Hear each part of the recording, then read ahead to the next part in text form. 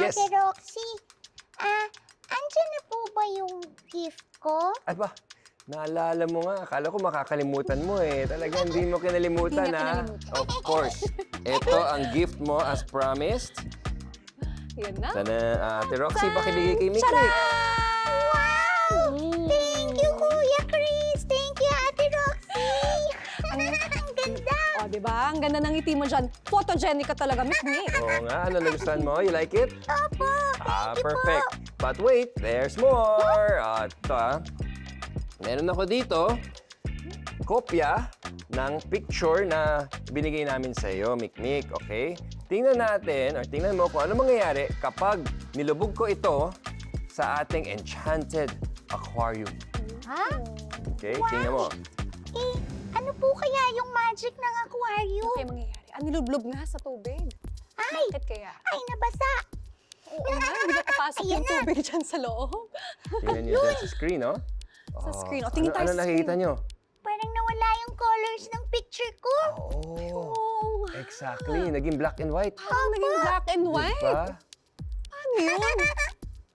Ngayon, talabas ko ulit. Nangyari yung Kuya Chris. Oh, may color talaga eh, di ba? May kulay talaga. Oh, pero pag nilubog, dun. Tingnan natin, Mick. Nag-black and white na naman siya. Magic talaga yung aquarium, Ang galing. Ayun, oh, di ba? Eh, paano nangyari yung Kuya Chris? Wala ka namang hawak na pambura. May magic po ba Yan, talaga yung oh. aquarium? Oo.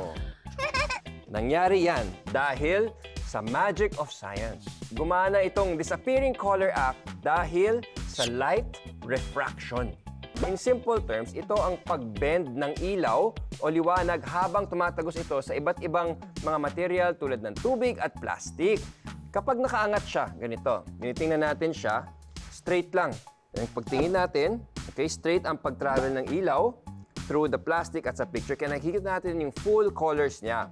Kapag nilubog ko naman ito dito sa aquarium, okay, so dito, nagbe-bend yung ilaw sa plastic, okay, at pabalik sa tubig.